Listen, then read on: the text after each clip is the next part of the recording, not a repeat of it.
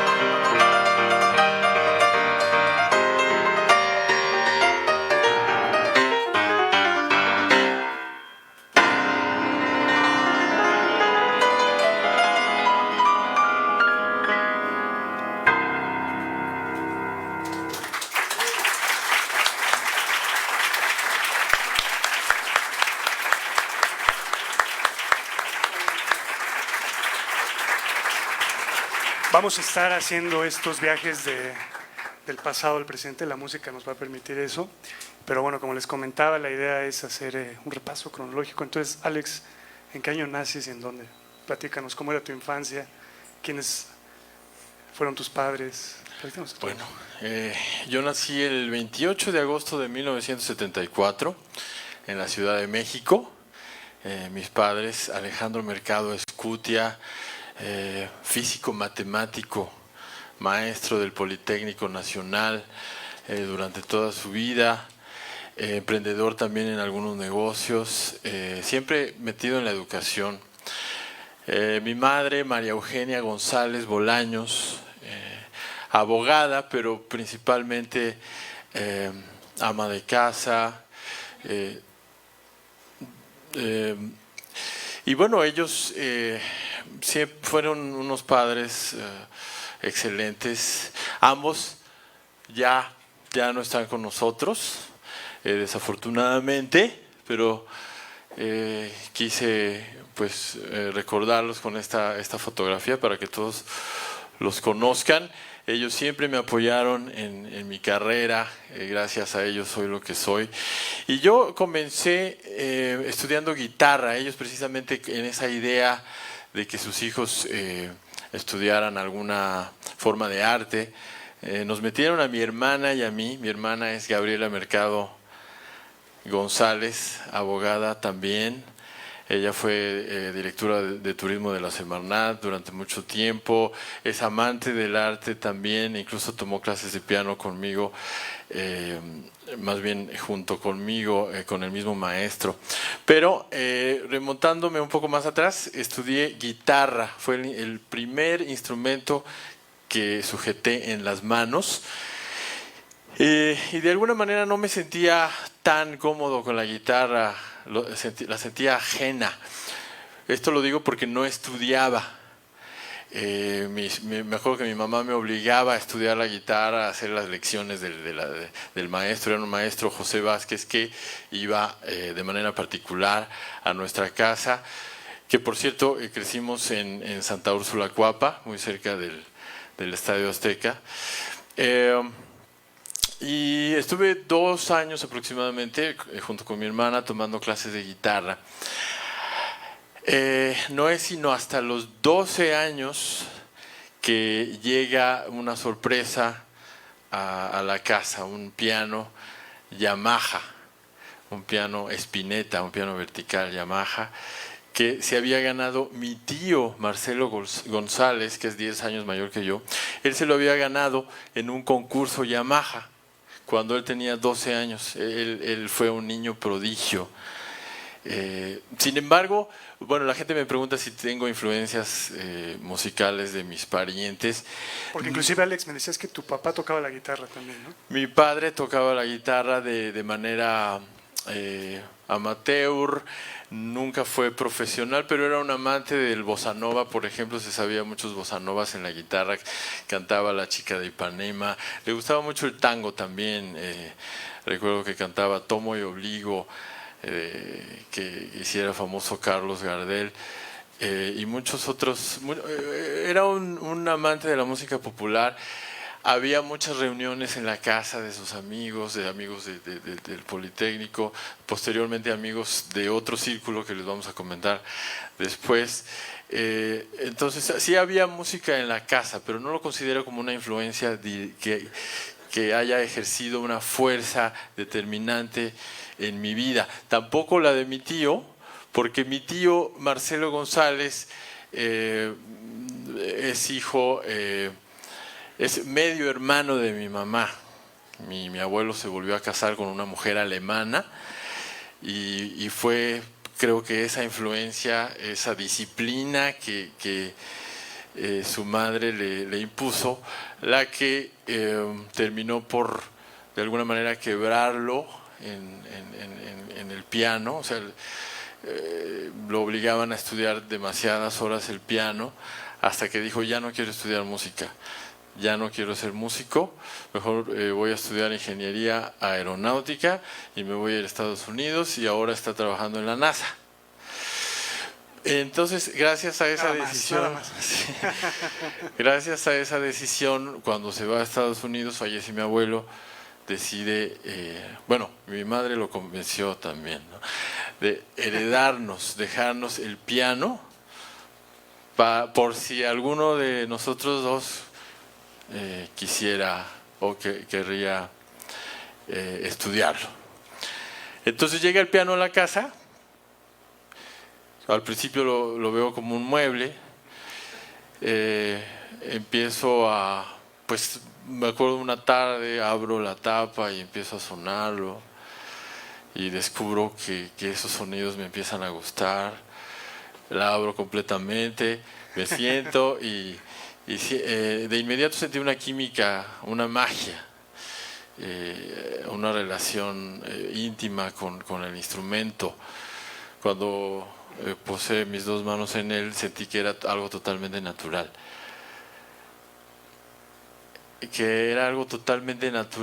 Y entonces recuerdo que en el banquito del piano había música que estudiaba mi tío.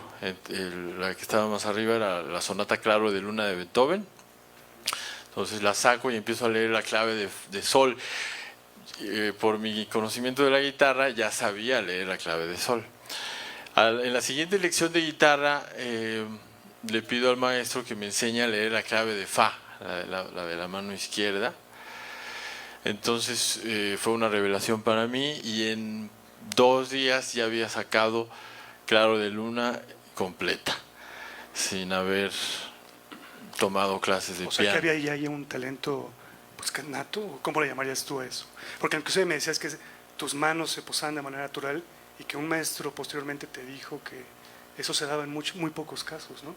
Cuéntanos un poquito de eso, Alex. Bueno, sí, después al ver esa pasión instantánea que sentí por el piano, mis padres decidieron meterme a clases formales con un maestro del Conservatorio Nacional de Música que tenía su estudio justo frente al Estadio Azteca.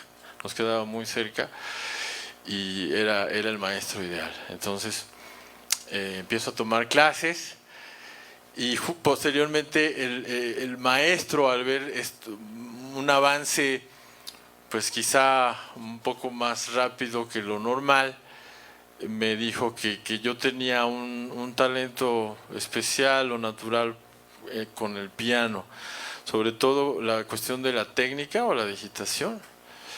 En realidad nunca estudié largo tiempo ejercicios técnicos como escalas, arpegios. De inmediato abordé el repertorio clásico, que de por sí ya tiene estos elementos, y a través de la música clásica empecé a incursionar en las bases del piano, la técnica, la postura, la dinámica. Me empecé a enamorar de la música clásica también por una colección que había de mi abuelo, que nos había también heredado, de música clásica.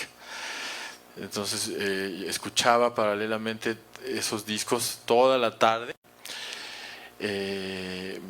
Recuerdo uno de ellos era el concierto para piano de Liszt, El sueño de amor, cuartetos de Brahms, cuartetos de Mozart en LPs, y los escuchaba toda la tarde. Entonces mi primer acercamiento con la música fue a través del género clásico. ¿Cómo era el Alex Mercado de niño? ¿Hogareño? ¿Te gustaba estar en la calle? Muy, muy hogareño. Yo siempre he sido pues introvertido, tímido, me costaba trabajo hacer amigos. También, sobre todo mi madre, creo que puedo decir que nos sobreprotegía. No quería que saliéramos a jugar. Tenía miedo de sobreexponernos. Entonces yo era como un ser más que se desarrolló en la casa. ¿En qué escuela estudiaste? Estudié en una escuela particular que se llama Colegio Vermont, creo que todavía existe. Y paralelamente, desde los 9 años, surgió otra pasión, que fue el béisbol. Que por aquí tenemos unas fotos que nos compartió mi querido Alex, nada más para que vean Sí tenía buena curva, ¿no? ¿No? Sí, sí, seguramente era strike.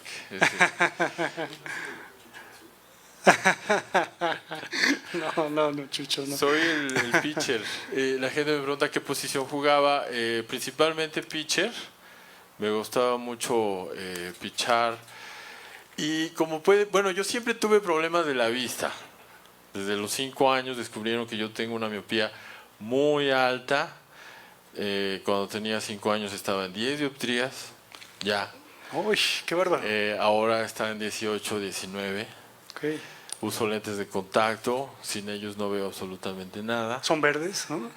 No, lo que pasa es que estos son nuevos y se ve.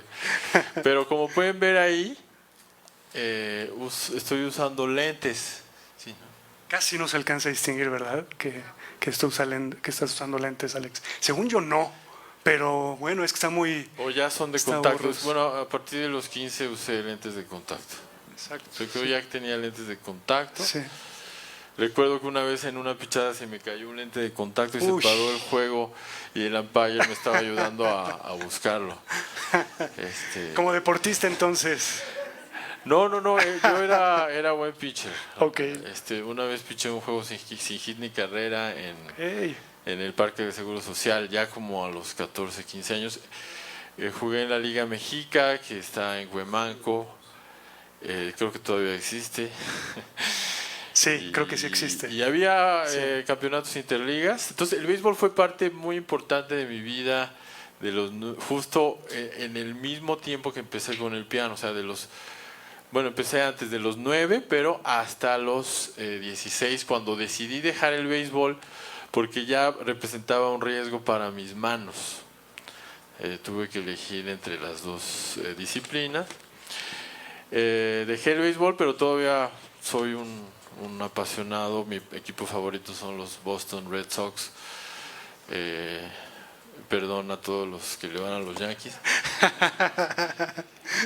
Sí, entonces, en los fines de semana jugaba béisbol y mis amigos del béisbol iban a la casa, sus papás iban a la casa, y ahí es cuando se armaban estas tertulias en las que mi papá era el alma de las fiestas, ¿no? Porque tocaba la guitarra, acompañaba cualquier canción ranchera, bossa nova, gigante expresivo cuyas notas danzan sobre una cama de cultura y raíces. Escribir. Pero la familia de mi padre, siempre del lado de la familia de mi padre, puedo decir que hay mucho talento. Muchos de mis tíos son pintores, escritores o músicos en potencia, como lo fue mi padre. Del lado de mi madre no había absolutamente nada de predisposición musical. Ella no era entonada, por ejemplo, a la hora de cantar.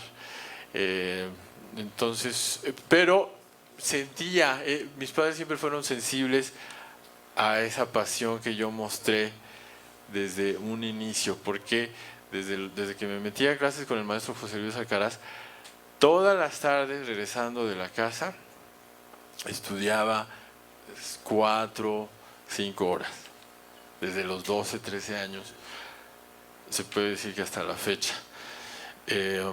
Entonces ellos, al ver esa pasión, ellos no tenían que obligarme a estudiar, al contrario, tenían que pararme para que hiciera las tareas, en fin. Entonces esa pasión me hizo avanzar en el estudio del maestro José Luis Alcaraz a pasos más grandes. Al segundo año, él hacía un recital cada año en la sala Chopin, que ya no existe. El auditorio creo que ya no existe, la sala Chopin, ¿no? ¿Sí? Bueno, la tienda sí. Y ahí hacía recitales anuales para presentar a sus alumnos, y al segundo año ya me ponía al final. Ese es uno de los recitales cuando tenía 16 años. No encontré fotos de los primeros recitales. Qué seriedad, Alex, qué formalidad, qué barro. Sí, y recuerdo que en ese recital se rompió una cuerda del piano en en una obra de Liszt que se llama Los funerales de Liszt. Y bueno, el maestro se subió al... Yo no sabía qué hacer porque cada vez que tocaba una tecla vibraba todo el piano, ¿no? Entonces tuve que detenerme y el maestro se paró y sacó la cuerda. Era una de las cuerdas más graves de este do. Y todo el mundo se impresionó al ver cómo sacaba la cuerda, porque era una cuerda larga y gruesa, ¿no? Y explicó que yo iba a continuar el recital sin esa nota, sin tocar esa nota. En esos recitales, el nivel, me imagino que era un nivel alto, ¿no? Era el nivel de exigencia. ¿Cómo era, Alex? No era tan... lo que pasa es que el maestro también aceptaba alumnos que tuvieran una pasión por el piano, aunque no se dedicaran profesionalmente a él.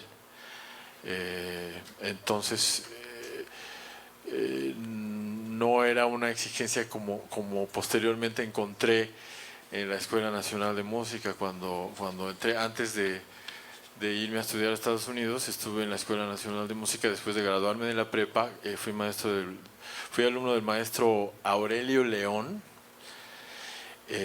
y ahí ya era un nivel, pues sobre todo la competencia con los otros alumnos pianistas, el nivel de exigencia de los maestros, era pues ya a nivel profesional. Digamos que esto fue antes de ingresar a un nivel profesional. Oye, Alex, hay una etapa que es importante, que es tu amiga Desislava, ¿no?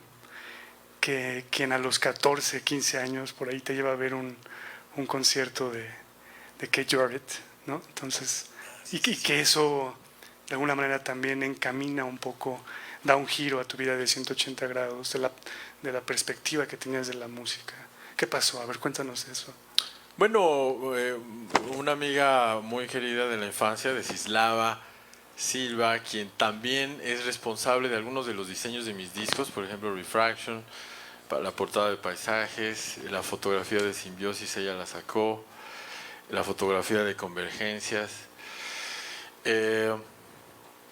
Ella, bueno, somos amigos desde la prepa, y ella trataba de sacarme de este mundo clásico en el que yo estaba metido. Ella quería mostrarme otras músicas. Recuerdo que me insistía mucho en que escuchara los Beatles, ¿sí? Porque ella estaba loca por los Beatles. ¿Y tú? ¿Qué pasó con los Beatles ahí? Bueno, les di chance. Y ahora pues también son de mis favoritos. O sea, okay. me sé muchas canciones de los Beatles y me fascina la manera en que componen. Y entonces gracias a ella se empezaron a abrir mis horizontes musicales hacia otros géneros. Entonces también me llevó a un concierto que marcó mi vida de un jazzista. En ese entonces yo no lo conocía porque para mí solo existía Chopin y Rachmaninoff y Beethoven. Keith Jarrett, un gran pianista de jazz, una de las leyendas más importantes en el jazz internacional, un verdadero prodigio de la música. Tocó en la sala Nezahualcóyotl en el año por ahí del 90, 91, y me llevó a ese concierto y yo descubrí por primera vez lo que se podría hacer o cómo sonaba la combinación entre improvisación y una influencia clásica pianística. O sea, porque Keith Jarrett, pues desde sus primeros años también estudió música clásica. De hecho tiene discos grabados de Bach con las suites francesas. Hizo un concierto de Mozart a dos pianos con Chick Corea una vez, quien también es una influencia muy importante. Entonces descubrí lo que se podía hacer, qué niveles de honestidad, de elevación se podrían lograr a través de la música.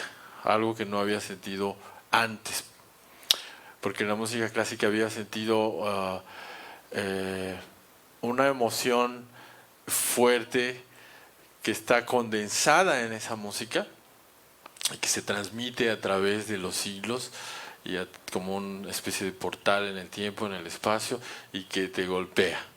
Pero en Kid Jarrett descubrí algo que era la improvisación, eso que se está creando en el momento preciso, que te golpea de una manera diferente, con un sentimiento que pues sientes que te pertenece de alguna manera. No es contemplativo, sino es directo y contundente. Exacto.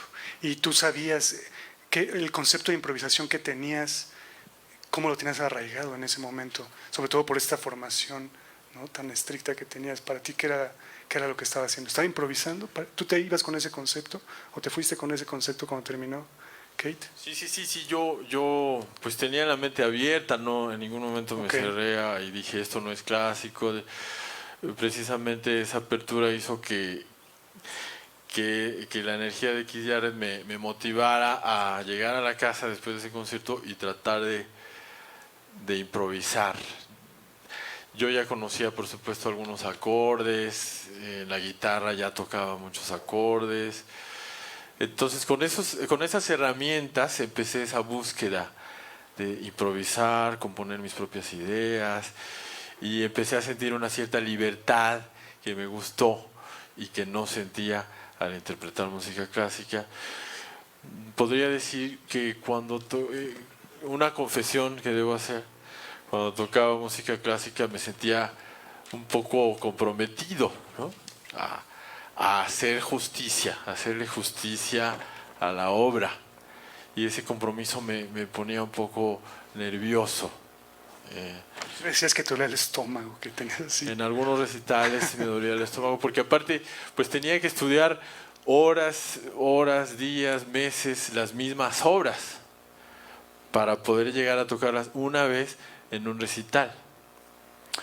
Entonces, cuando empecé a tocar jazz, me sentí libre, perdí esa sensación de compromiso con algo más que no fuera mi propia emoción, mi propio sentimiento, y plasmarlo en las notas que estaba tocando. Oye, Alex, pues ¿qué te parece que ya que estamos en este tema, nos regalas un poco más de música de tu segundo disco? Lo que vamos a hacer es, para no pasar los audios, ¿no?, directo de la grabación, mejor que tocaras una pieza de cada uno de tus 5 discos, ¿no? Entonces, platícanos qué nos vas a regalar y cómo se llama tu segundo disco. Bueno, mi segundo disco se llama Simbiosis. Detrás de cada uno de mis discos hay un trato de que haya un concepto que sustente la creación de la música. En The Watcher es la relación que hay entre el observador y el escucha, y cómo se compaginan estas visiones, tanto del artista como del espectador, de manera tal que el espectador se vuelve un cómplice en la creación de la obra, que no está terminada. Quien la escucha es el que la termina. En Simbiosis continúo con esta idea. Hablo de la relación que hay entre el artista y el escucha, y cómo conjugan ambos ser, tiempo y espacio para contar una historia conjunta de una manera totalmente simbiótica, es decir, cada uno depende del otro a tal grado que no podríamos existir sin el otro, como en una simbiosis se da. Entonces me gustaría tocar el tema que le da el nombre a este disco, Simbiosis. Un aplauso, por favor, para el maestro Alex.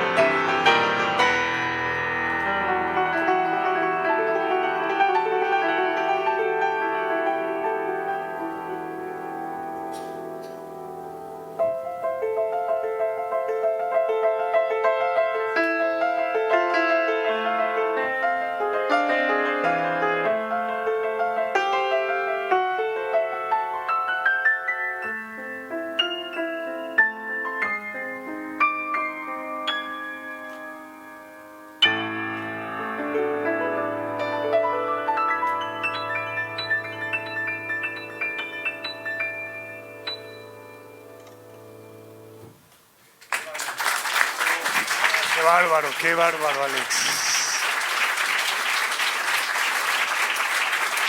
Qué bárbaro. Yo no sé ustedes, pero me transporté, ¿no? El momento que estuve aquí. Realmente son viajes, no sé. A ver, cuéntanos cómo fue la inspiración para esta obra. Para esta pieza. Algo muy curioso que muy poca gente sabe. Esa foto la tomó Desislava Silva en Serbia, en uno de sus viajes. La foto se llama Simbiosis y ella me regala esa foto y al verla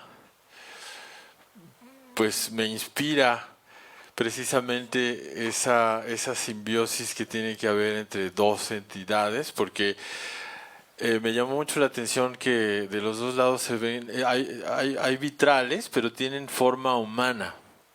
No sé si lo alcanzan a ver. Y también hay dos puertas en el fondo. Y en medio hay una reja que une las figuras humanas y las puertas. Entonces hay una simbiosis total en esa fotografía, y entonces de inmediato me inspira a componer esa melodía, esa pieza. Hay un momento de improvisación libre en la pieza, que bueno, si escuchan el disco se dan cuenta, estoy grabando con Antonio Sánchez y Scott Colley. Hay un momento de simbiosis donde se realiza esa fusión simbiótica entre los dos organismos, y es una improvisación totalmente libre que no sabemos a dónde va a parar, y después el desenlace con la melodía original. Ese es entonces siempre, bueno, se podría decir que la música que compongo es programática, en el sentido de la música clásica programática, en el sentido de la sinfonía pastoral de Beethoven, la sinfonía fantástica de Berlioz, en el sentido de que está basada en imágenes o en programas, es decir, en tramas de la vida real o en conceptos. Es decir, en ese sentido no es música absoluta, así se le llama a la música que está escrita sin ninguna referencia, sin ninguna inspiración de ningún tipo. En mi caso siempre me gusta inspirarme de lo que ocurre, de lo que veo, de lo que siento, de los paisajes, de los cuales hablaremos después, la refracción. Siempre hay algo que sustenta y algo que, pues, sobre lo cual me inspiro. Que es el hilo conductor, ¿no? Alex, nos quedamos en esta etapa de la preparatoria, ¿no? Que estás ya encaminándote hacia la Nacional de Música. Tengo entendido que entras a la Escuela Nacional de Música de la UNAM, que ahora es facultad, y a la par te inscribes también a la Escuela Superior de Música en el taller del jazz de Francisco Telles, ¿no? ¿Es cierto eso, Alex? Así es. Justo a los 16 años llegaba la hora de decidir si iba a perseguir profesionalmente la música o si iba a estudiar otra cosa. Mis padres, obviamente, al ver la pasión que sentía por el instrumento, las horas de estudio, en fin, pues entre ellos y yo decidimos pues que tengo que estudiar música.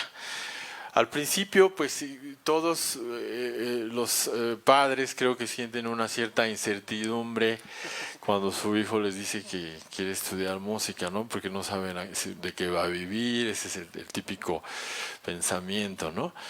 Entonces, desde entonces mi madre empezó ya tomada la decisión, empezó a vislumbrar un futuro de estudios en Estados Unidos.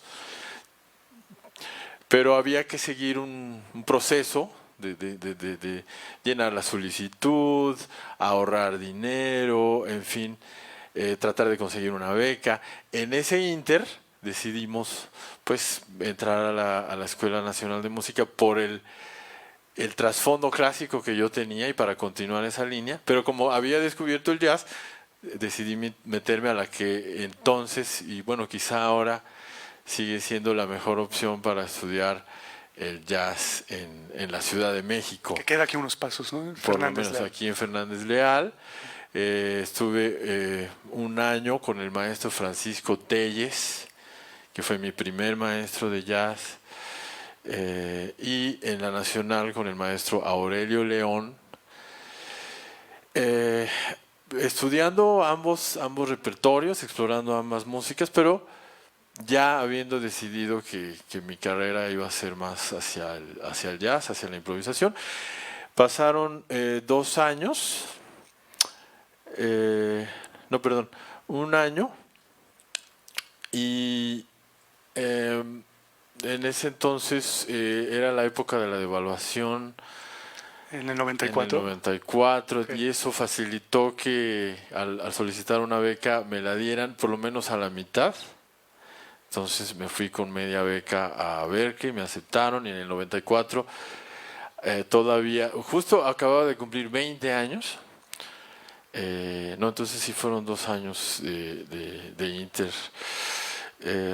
Oye, pero en ese Inter no formaste algún grupo, porque tengo entendido que entraste con personajes que ahora alimentan la escena de manera muy importante, Pancho Lelo, Luri Molina. Bueno, mis compañeros de generación de la superior fueron Luri Molina, Pancho Lelo, Jorge Estrada, que son músicos ahora muy activos en la escena del jazz y con los cuales empezaba ya a tocar en los ensambles de la escuela.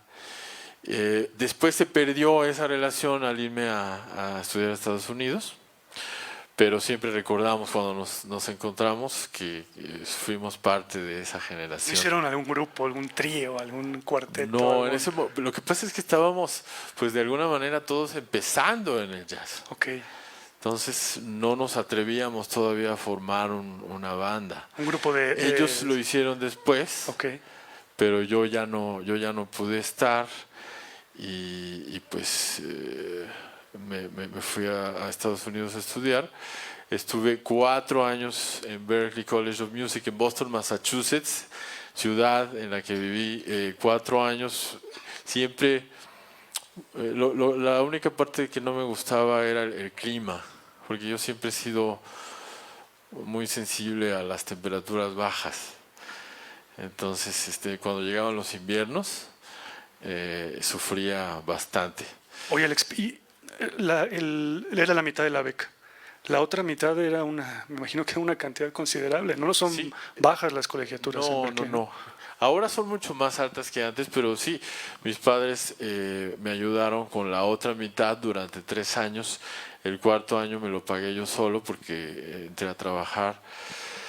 Ahorita nos vas a decir, sí, ¿no? Que es muy importante esa etapa porque yo creo que ahí viene un parteaguas personal en la vida de Alex Mercado, y es que le ofrecen trabajar en cruceros, ¿no? Por un amigo que era una suplencia, ¿no? Que te invita a trabajar en cruceros.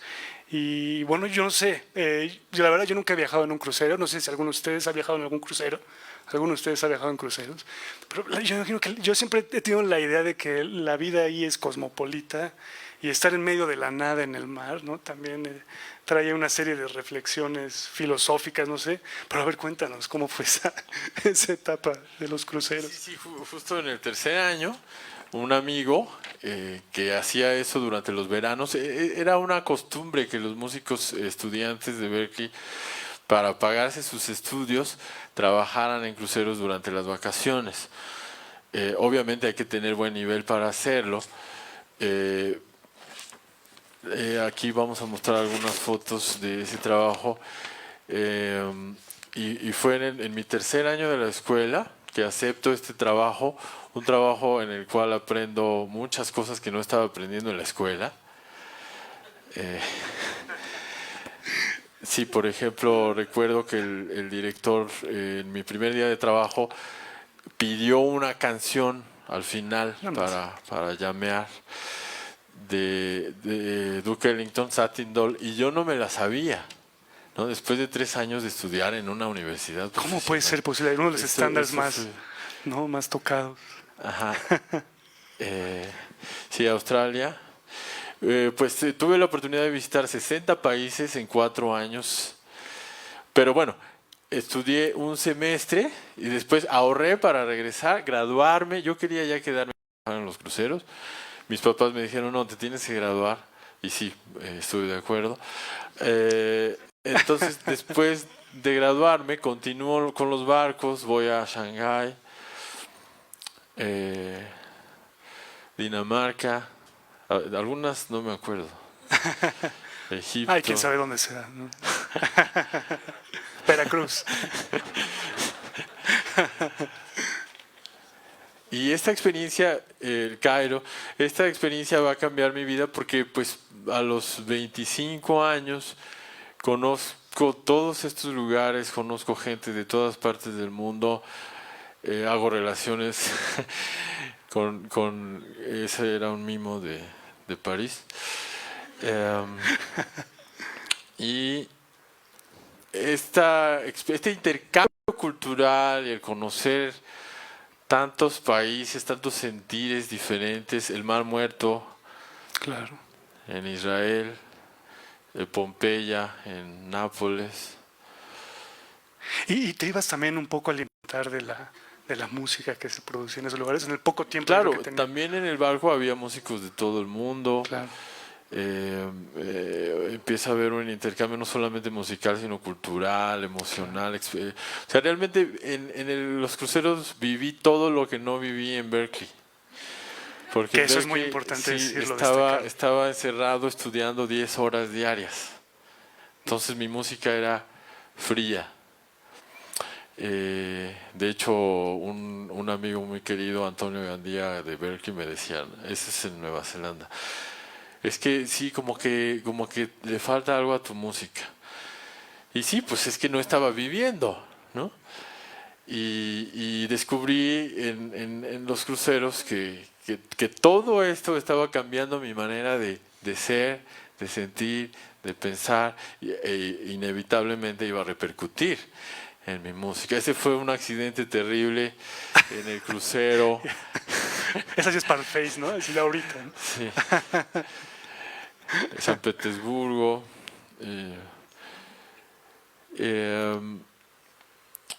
Eso es en Corea del Sur, me Qué parece. maravilla, Alex. Sí. Qué maravilla. Y bueno. Acapulco, claro. Ya fue Veracruz, ahora es Acapulco. Turquía, Efeso. Ya no me acuerdo. ¿Alguien sabe? Vietnam. Vietnam. Vietnam. Y bueno, esas son todas las fotografías que nos comparte Alex para el día de hoy. Esto que nos contaba, no supiste Satin Doll. Oye, ¿qué pasó? El director seguramente Sí, el director estuvo a punto de correrme. Decía cómo era posible que estos muchachos de Berkeley no se supieran Satin Doll. Y tenía razón, porque a veces la escuela se vuelve un mito, ¿no? ¿Por qué? ¿Por qué, Alex? A ver. Sí, porque te llenan de conceptos, teoría, entrenamiento auditivo, armonía, tienes que seguir una serie de protocolos, de cursos para sacar calificaciones, pero no hay una vigilancia estrecha de si realmente estás mejorando tu manera de tocar, de si te estás madurando tu sonido, tu improvisación.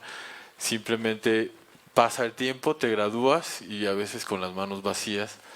No tienes herramientas para expresarte. Oye, pero estamos hablando de Berkeley, ¿no?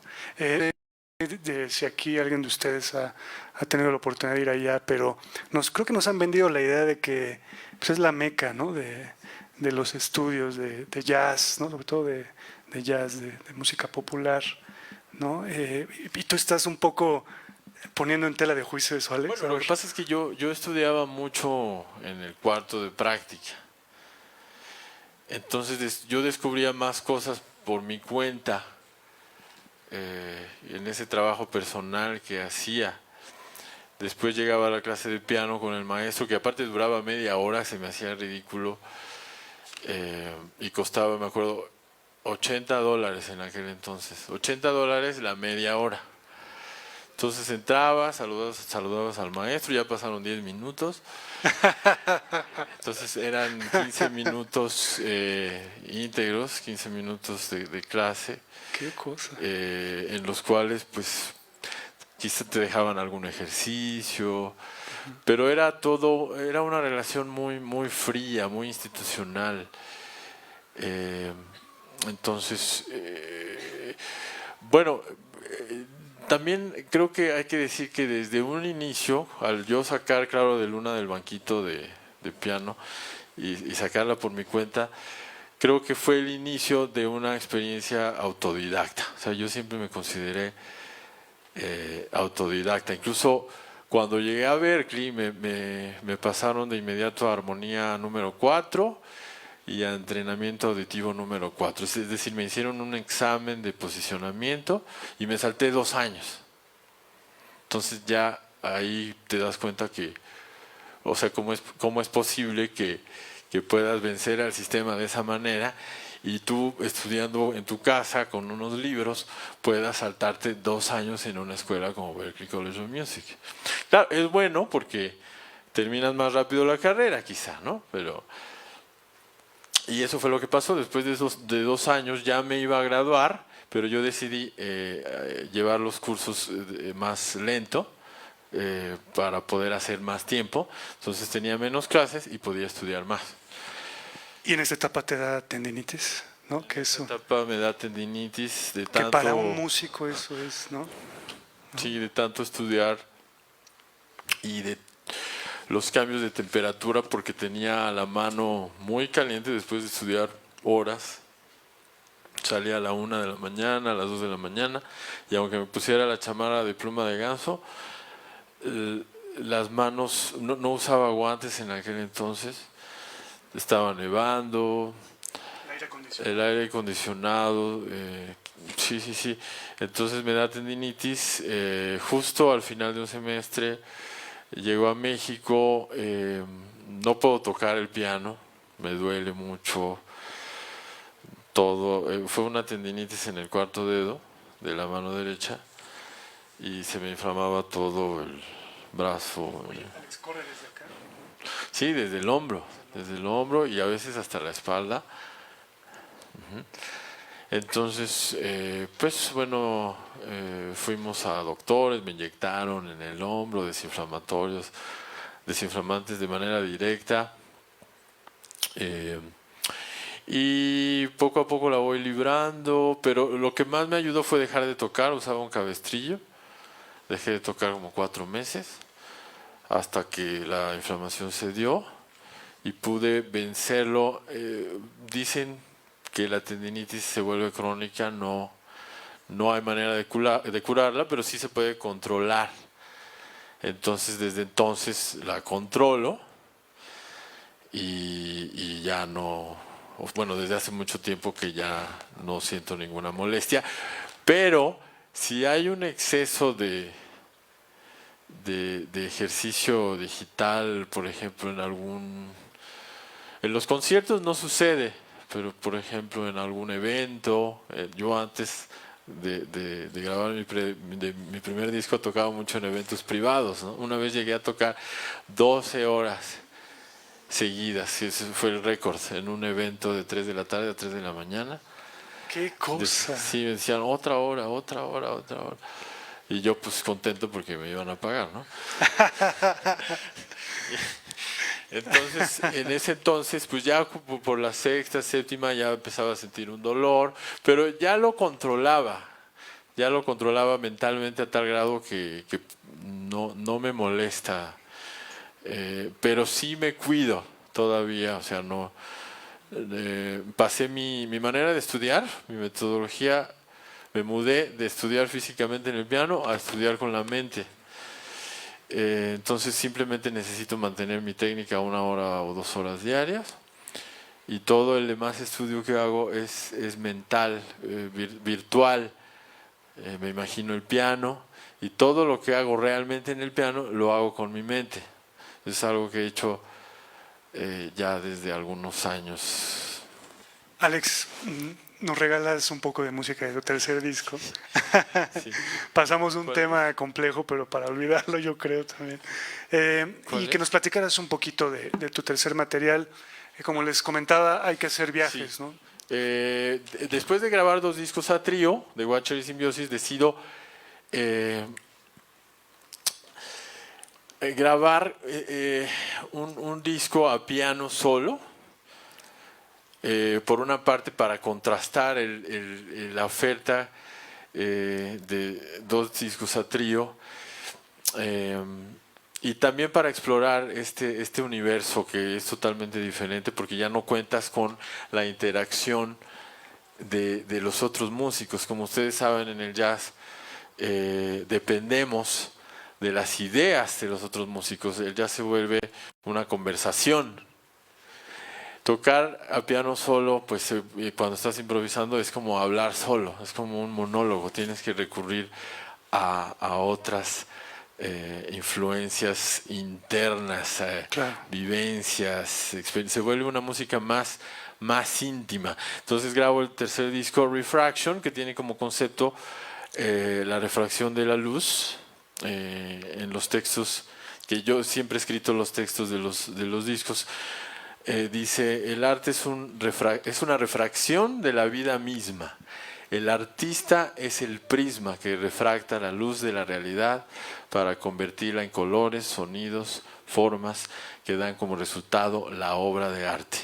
Entonces reflexiono sobre este aspecto del arte, como el artista pues tiene que estar atento a todo lo que ocurre e influenciarse de ese mundo exterior, compaginarlo con la experiencia propia, filtrar ese mundo exterior a través de tu idiosincrasia, de tu manera de pensar, tu manera de sentir, traducirlo y convertirlo para entregarlo a la gente que nos escucha. Entonces de aquí me gustaría tocar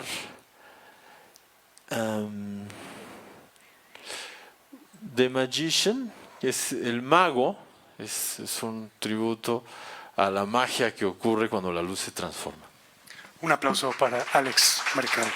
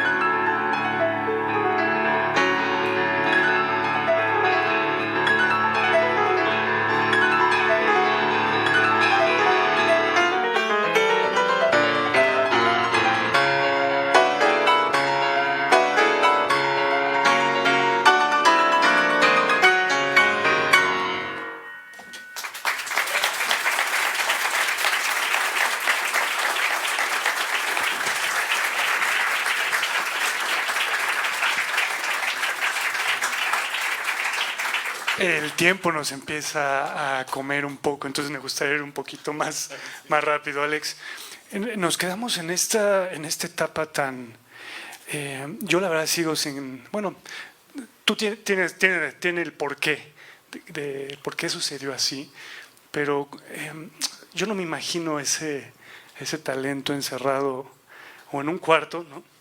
O anclado a estos trabajos que nos contabas de bodas, 15 años, eventos privados. Esa es una etapa de... ¿Cuándo ocurre eso? ¿Cuando regresas de Berklee y te gradúas? No, cuando regreso de los cruceros. En los cruceros estuve 4 años después de graduarme de la escuela. Entonces regreso a México y pues de inmediato trato de trabajar, trato de sobrevivir, me convierto en un músico activo profesionalmente, entro a dar clases en Fermata, un tiempo establezco un estudio privado, recuerdo que puse anuncios hasta en los postes. Aquí por Coyoacán, ¿verdad? Aquí por Coyoacán y después de cierto tiempo ya tenía como 30 alumnos que iban ahí al estudio, que estaba en Coyoacán también. Entonces daba muchas clases particulares y eso de alguna manera me acomodé en ese trabajo. Empecé a tocar también en eventos, me asocié con un violinista, un maestro del conservatorio también que se llama Luis Sergio Hernández. Tocábamos en el sax. Bueno, no sé si se pueden decir. Claro, por supuesto. Aquí no hay censura, no hay nada de eso. Tocaba en restaurantes, ahí en el de Barranca del Muerto, en el de Talpa. Dilo, Alex. Y tocaba 3 veces por semana. Grabé con él 40 discos. De música popular. Una compañía nos contrataba para grabar discos como si fueran quesadillas. Así teníamos que hacer 20 discos en 2 meses, ¿no? Entonces hacíamos un guión, un arreglo muy sencillo de música de los Beatles, música francesa, música italiana. Esos discos se vendían en Sanborns. En fin, o sea, aceptaba cualquier trabajo. Bueno, me gustaba también, era un trabajo bien remunerado, en fin. Pero recuerdo que una vez estaba tocando en un evento privado y sentí, es lo que una vez conté públicamente, sentí un cierto anonimato. Sentí que podía ser yo o podía ser cualquier otra persona, cualquier otro músico, cualquier otro pianista, y a la gente que me estaba escuchando no le importaría si era yo o alguien más. Estaba cumpliendo con un deber, con una función de músico social que trabaja. Y ese sentimiento no me gustó en ese entonces, pero paralelamente, bueno, yo estuve así 6, 7 años. En el 2009 fallece mi padre de cáncer, mieloma múltiple. Fue todo un proceso doloroso para la familia que me afecta emocionalmente y me empiezo a cuestionar cosas. Me pregunto qué estoy haciendo con lo que sé hacer. Para lo cual me enviaron, hicieron un sacrificio mis padres, me enviaron a estudiar a Estados Unidos. O sea, Alex, sentías que no estabas correspondiéndoles. De alguna manera, y bueno, muchos de mis alumnos también me decían, ¿por qué no tocas? Recuerdo que una vez Antonio Sánchez me regañó, el baterista mexicano que tocó conmigo en Simbiosis, un gran baterista. Lo fui a ver a la Sala Nesa a un concierto por ahí del 2006, 2007 y me regañó y me dijo, ¿por qué no estás tocando? Tú deberías estar tocando, ¿qué estás haciendo? Por eso aquí tenemos un programa de Berklee donde estás con Sí, a Toño lo conocí en Berklee, estudiamos, él llegó a Berklee un año antes que yo, entonces coincidimos la mayor parte de nuestra carrera allá. Ajá. Y ahí también con el gran saxofonista Miguel Zenón, no sé Ok. si lo ubiquen, de Puerto Rico, también un prodigio del saxofón, Antonio Gandía, y yo, que en aquel entonces era Alejandro Mercado. Bueno, sigo siendo. Alejandro, se le fue la... ahí. Sí, entonces... ¿Esto es de qué año? Es del 97, fíjate. 97.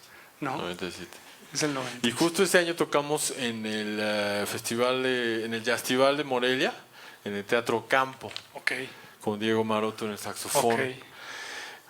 Oye, ellos te regañaban, yo creo que, oye, ¿por qué Sí, estás sí, haciendo? me regañaban. También en Berkeley hice una amistad profunda con Mago Herrera, quien me invitaba a tocar con ella cuando veníamos de vacaciones a México. Alex Caus fue mi compañero de departamento durante un año. Entonces... Que es su pareja, ¿no? Sí, Baterista. sí, el baterista que es su pareja. Entonces sí conocía ya gente del jazz en México, pero yo me rehusaba a incorporarme. En realidad no, lo que no me gustaba era quizá el sacrificio que yo tenía que hacer de dejar clases para ensayar con un proyecto e ir a tocar por una paga baja. El hueso. Entonces, no, me estoy refiriendo a los clubes de jazz. Claro. O sea, por eso no tocaba jazz, porque de alguna manera yo estaba muy cómodo dando clases y no me gustaba cómo se remuneraba en ese entonces. Claro. Pero eran que 500 pesos lo que te pagaban. ¿Cuánto te pagaban? Pues más o menos, que en aquel entonces, ¿Qué? estamos hablando de 2006, 2007. Creo que lo siguen pagando así, o sea, 500 pesos en muchos lugares. Hay que ser honestos, ¿no? Es la realidad, ¿no? Porque por eso Sí, pero de alguna manera, cuando se revierte todo este proceso, fallece mi padre, yo me pregunto qué estoy haciendo. Dejo de dar clases y busco precisamente estar en proyectos, tocar jazz, aunque me pagaran lo que me pagaran. Es decir, en ese momento sentí que tenía un compromiso más con, pues, ejercer lo que yo había estudiado, mi verdadera pasión. Siempre me ha gustado dar clases, por supuesto, pero faltaba algo en mi vida, que era tocar, que era componer, que era experimentar, que era compartir también lo que yo había estudiado durante toda mi vida. En fin, entonces decido dejar de dar clases un poco, decido dejar de tocar en eventos, empiezo a pues hacer que las cosas ocurran, pero algo muy importante que abrió las puertas fue una comisión de la Orquesta Sinfónica de Yucatán, gracias a la recomendación una vez más de Desislava Silva, quien en ese entonces estaba casado con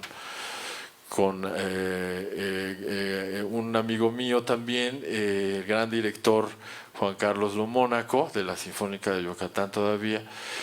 Necesitaban un arreglo para abrir el concierto de Elton John en Chichén Itzá, uno de los últimos conciertos en Chichén Itzá, antes de que ya los prohibieran. Inclusive buscaron a personajes como Eugenio Toussaint. Exacto, ¿no? Para hacer esos... pero con tanta premura el trabajo que nadie lo podía hacer. Todos ellos estaban ocupados ya, sus agendas estaban llenas, ni siquiera estaban en México. Y sentarse a hacer un arreglo, pues implica mucho, pero mucho tiempo. Entonces, yo nunca había arreglado para orquesta propiamente. Había estudiado en Berkeley, por supuesto, arreglo para Big Band, algunas cosas de arreglo para orquesta, pero yo sentí en ese momento que no era la persona indicada. Sin embargo, Desislava y Juan Carlos me convencieron: si tú lo puedes hacer, hazlo. Entonces lo hice, y en 16 días, trabajando 16 horas diarias, cancelé todas las clases, lo logré.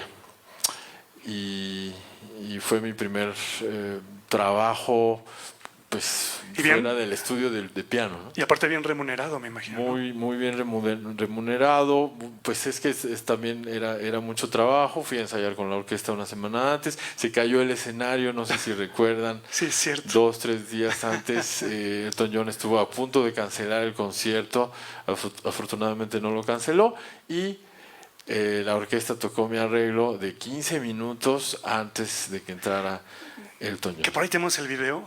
Es un video, hay que advertirlo, grabado, ¿no? Y tiene muchos, es muy casero, para decirlo, ¿no? De manera Sí, muy porque cortés. los derechos de reproducción del video oficial, hubo por ahí un problema, una disputa legal, en fin, entonces nunca salió ese video. Entonces ese es un video casero, pero lo que yo hice con la orquesta es, y que le encantó al director, fue algo que no se acostumbra a hacer, que es trading force, que es intercambio de improvisación de 4 compases. Normalmente en el jazz es entre la batería y los solistas. Claro. Y a mí se me ocurrió hacer trading force entre la orquesta y el piano. ¿Qué cosa? Y él me dijo, no, esto está increíble, vamos a repetirlo. Entonces él quiso repetir toda esa sección de 2 minutos y se convirtió en una sección de 4 minutos y puso a improvisar a los músicos de la orquesta. Qué maravilla, Alex. Vamos a ver Este video. este fragmento. Precisamente de ese intercambio.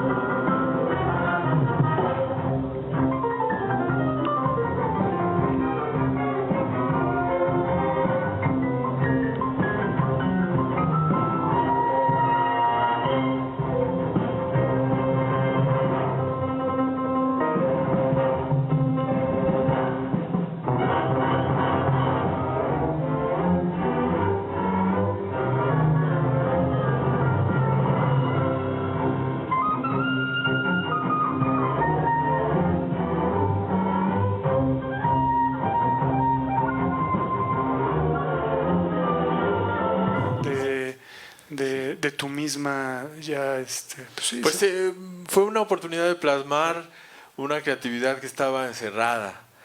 Y ahí se abre el grifo de la creatividad durante 16 días y descubro pues que puedo hacerlo, y eso me abre las puertas precisamente para el objetivo que yo tenía, que era darme a conocer pues con algunas instituciones. Recuerdo que fui a hablar con César Augusto Rodríguez, que ahora es un querido amigo mío, y le dije, yo hice este arreglo del Elton John y me gustaría tocar en el Festival en Blanco y Negro de 2011. Que por cierto, ayer estuviste. Sí, ayer Ahora estuve. regresaste. Ayer estuve ya con un concierto solo, porque en el 2011 fue como un paréntesis de En Blanco y Negro que le dedicaron el festival al género del jazz, y estuvimos muchos pianistas jazzistas en ese festival. Yo compartí el concierto con Fernando Acosta Jr., eso fue en 2011, y entonces empiezan las invitaciones. En aquel entonces existía todavía el Pollack Forum, no sé si alguien lo recuerda, un club de jazz en el que el maestro Eugenio tocó su último concierto, por ejemplo. Y empecé a tocar ahí, empecé a convocar a Luri, a Gabriel Puentes, que no lo conocía en ese entonces, pero me lo recomendaron mucho.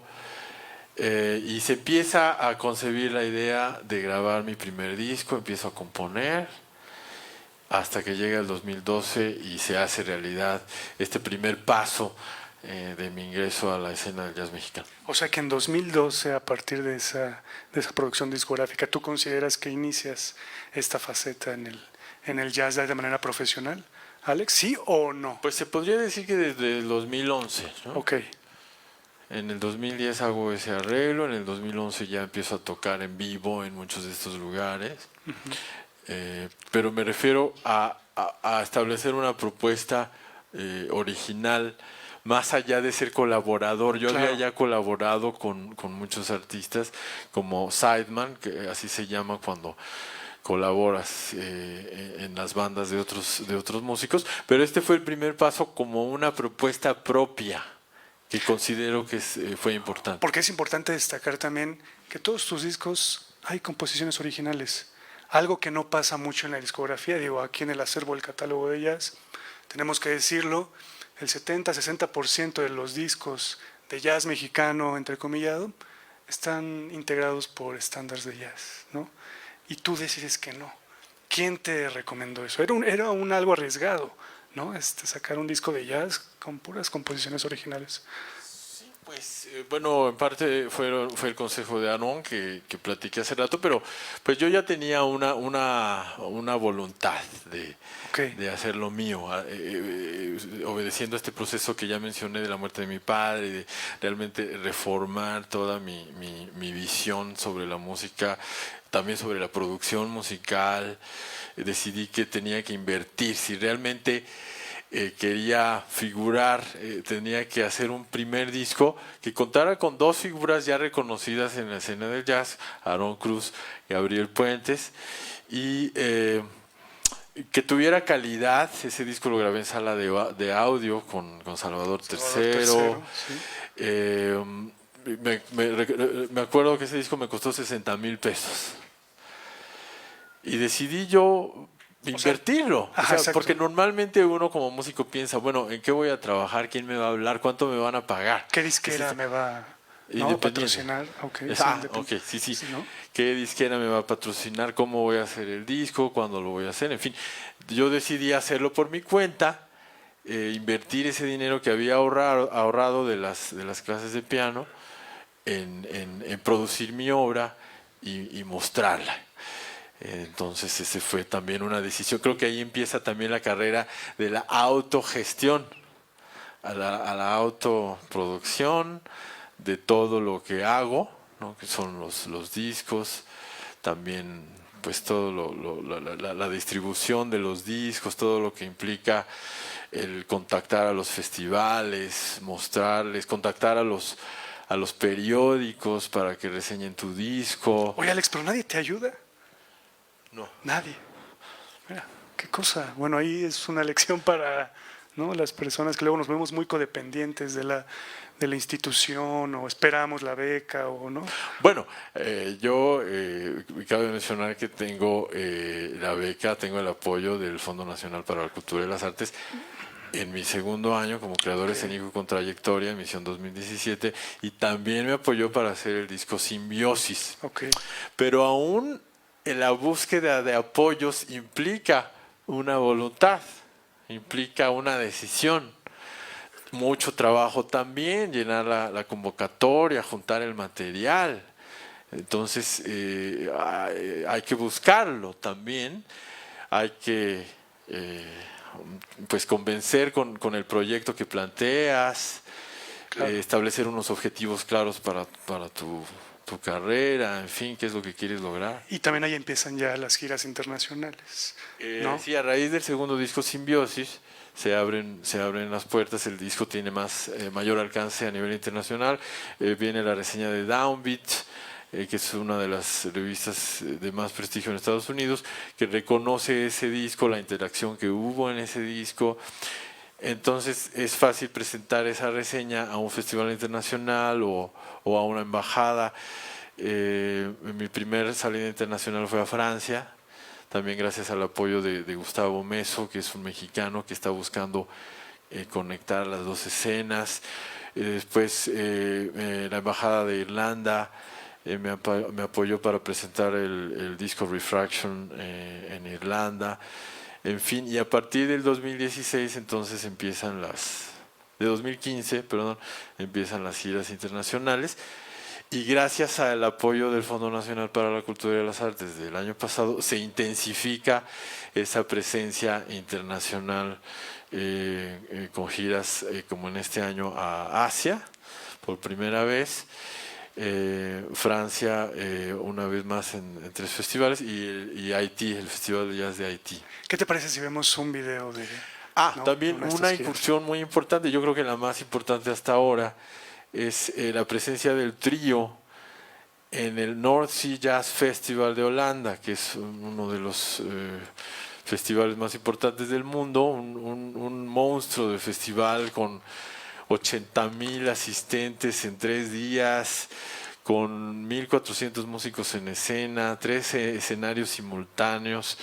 Entonces fue un honor presentar la música de, en ese entonces, los 4 discos, sobre todo Paisajes, en el North Sea Jazz Festival. Entonces, en este caso, nos gustaría mostrarles un poco de ese What Lays Beyond o Paisajes. Me parece que es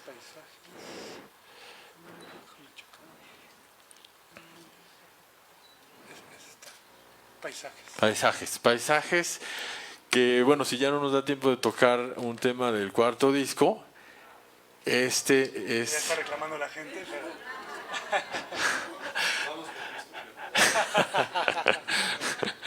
pero para escuchar el formato trío, ¿no? Es importante. Y para compartirles esa experiencia que fue muy importante para nosotros como agrupación.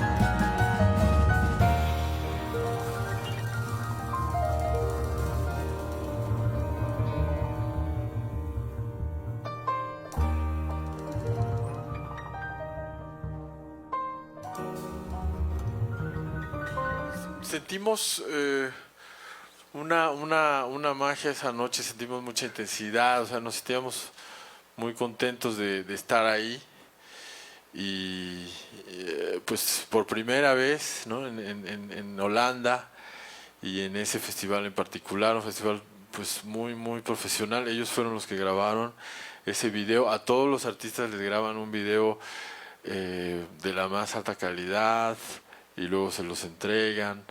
El público, la gente me pregunta cómo es el público en Europa a comparación del público en México. Pues es un público exigente, es un público conocedor, pero también es receptivo. También cuando le gusta algo, pues lo demuestra. Ese festival en particular es especial porque mucha gente, como hay 3 escenarios simultáneos, a veces puede estar Chick Corea, Pat Metheny, Fred Hersch, y de repente ves a gente en la tercera fila parándose después de una pieza. O sea, no ha terminado el concierto y se paran y se van. Pero no es que no les guste el concierto, sino que quieren seguir viendo otras propuestas, no se quieren perder nada. Claro. Es como una expo de jazz, ¿no? Entonces eso me sacó un poco de onda. Claro. Sí, los mexicanos somos bien sentidos, ¿verdad? Alex, nos estamos acercando ya a la brecha final de esta charla y no me gustaría dejar de lado algo que me parece muy importante, y es este salto que das hacia las letras, ¿no? Sacas un libro, ¿no? ¿En qué año? Cuéntanos un poquito de eso, porque sí es muy importante. Creo que traes inclusive algunos ejemplares, ¿no? Por si la gente quiere comprar al final de la charla uno, y discos también. Entonces, platícanos un poquito. Este libro es resultado de 3 o 4 años de compartir ideas en redes sociales, ideas que simplemente me llegaban como ciertas revelaciones o reflexiones sobre mi quehacer, sobre la música, sobre cómo es necesario, cómo creo que se debe de sentir la música, en esa búsqueda perpetua de explicar este enigma de cómo se hace el arte, cómo se hace la música, para qué sirve, en fin. Entonces era una necesidad. Yo desde que era niño también sentí una cierta inclinación por las letras. Recuerdo que mi papá me pedía ayuda para hacer la corrección de estilo de los manuales de capacitación de Acemex, una empresa aseguradora que ya no existe, como muchas cosas que estoy mencionando, ¿no? Ya ha pasado el tiempo. Y yo corregía el estilo, pero a los 9 años. Entonces él me confiaba esa tarea. Pues he tenido facilidad para eso, o por lo menos yo lo creo así, y Alex, me atrevía. Son aforismos. Sí, son aforismos, son frases cortas Para la gente que no sabe qué es un aforismo, ¿qué es un aforismo? ¿No? ¿Cómo puedes tú describir el aforismo? Pues es una breve sentencia que trata de encerrar en pocas palabras una verdad sobre la cual se puede reflexionar. O sea, no es una verdad absoluta, sino es una verdad subjetiva, una opinión que se plantea al lector para que tome su decisión y la interprete a su manera, ¿no? Una de las frases, por ejemplo, que tuvo, y bueno, decidí recopilar todo en este libro porque muchas de esas frases se compartían, la gente me escribía y me decía que lo había motivado a componer una canción, que lo había motivado a establecer su propio proyecto, que ya iba a dejar la música, pero que gracias a lo que leyó ya no la va a dejar. Y todo eso me motivaba a juntar, a recopilar las frases. Bueno, déjame decirte que en Facebook ha sido hasta plagiado, ¿no? Sí. Es tan compartida estos aforismos. Pues hay una que fue plagiada, que es: un músico trabaja toda su vida para que tú lo escuches solo un momento de la tuya. Esa es una frase que encierra un pensamiento y de alguna manera pues se compartió mucho y le quitaron mi crédito y se volvió como anónima, ¿no? O sea, no que le hayan puesto otro crédito, sino que se volvió como del dominio Vox Populi. Sí. Sí, se volvió.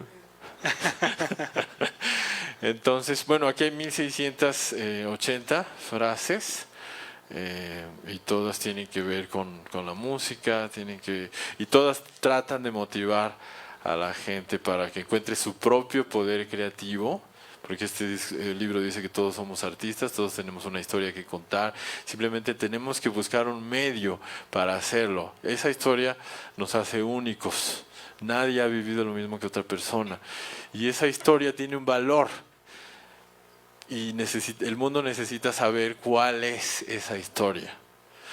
Nosotros la contamos, pero no es un privilegio exclusivo de los artistas. Yo siento que no debe serlo.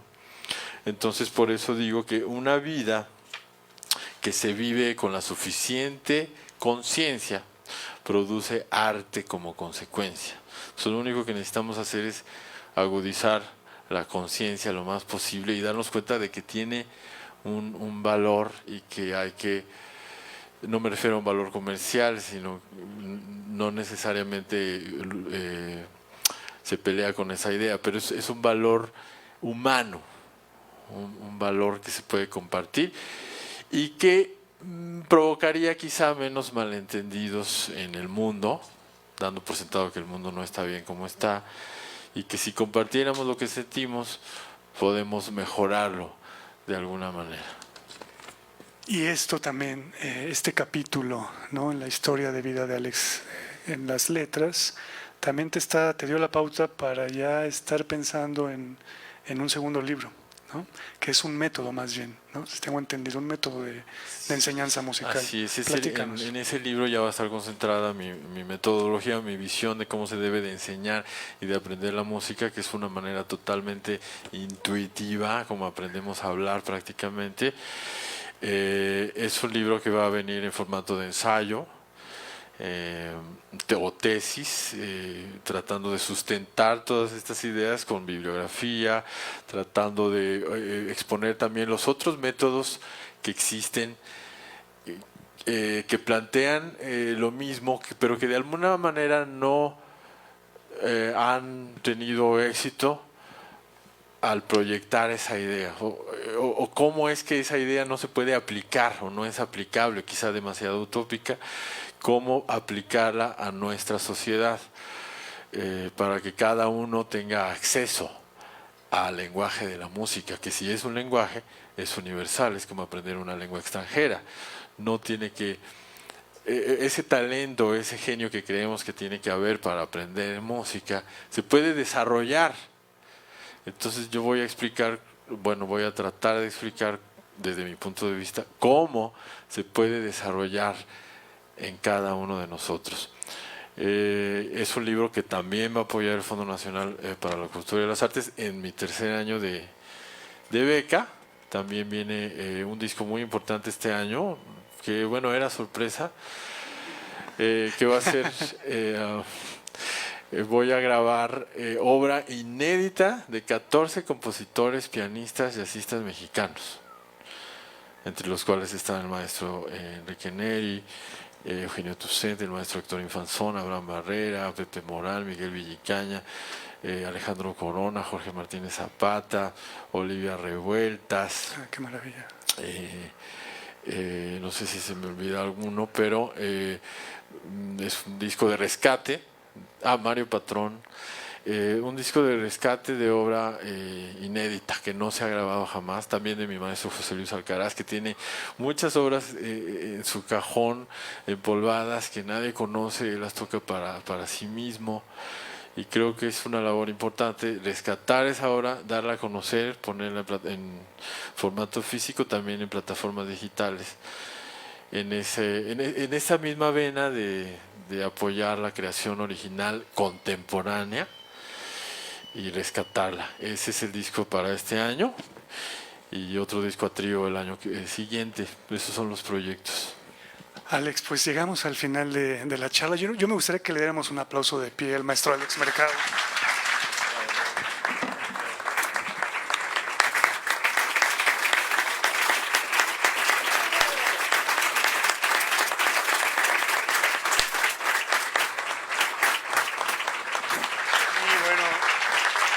Parte de la fonoteca te hacemos entrega de Un modesto reconocimiento, pero no por eso menos importante, ¿no? La Secretaría de Cultura y la Fonoteca Nacional otorgan el presente reconocimiento a Alex Mercado por su participación en la sesión de escucha del ciclo Íconos del Jazz en México, titulada Raíces y Horizontes. Un aplauso para Alex.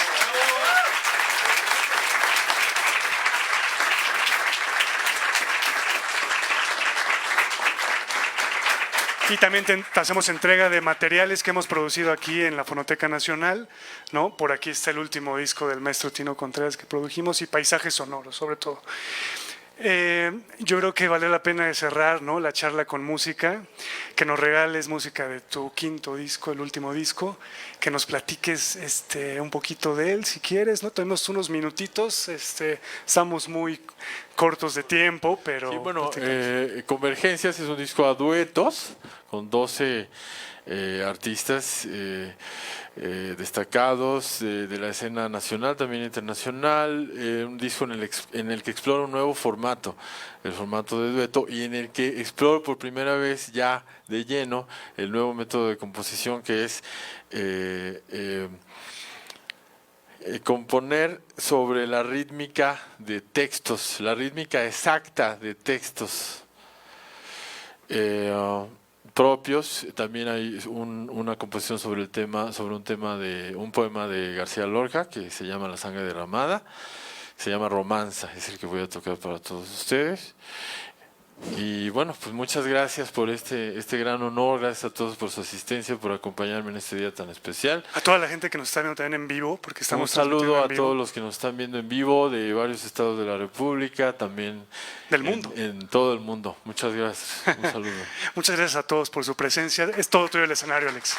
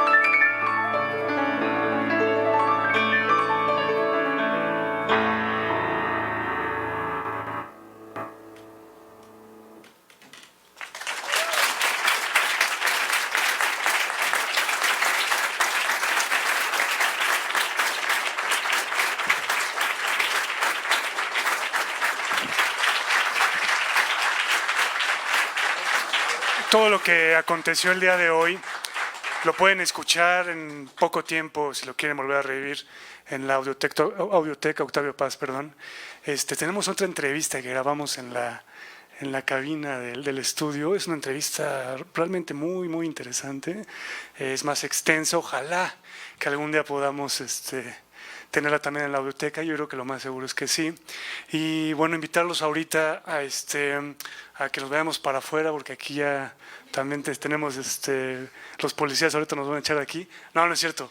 Irnos al lobby, porque ahí va a estar Alex firmando discos, ¿no? Libros en su caso, y para que a lo mejor también se puedan tomar una foto con él. Y bueno, agradecerles, la verdad es que me da mucho gusto ver la sala llena. Son un público, yo creo que nos tocó un público maravilloso, ¿no, Alex? No sé si tú tienes esa impresión, pero pues también un aplauso para todos ustedes. Muchas gracias.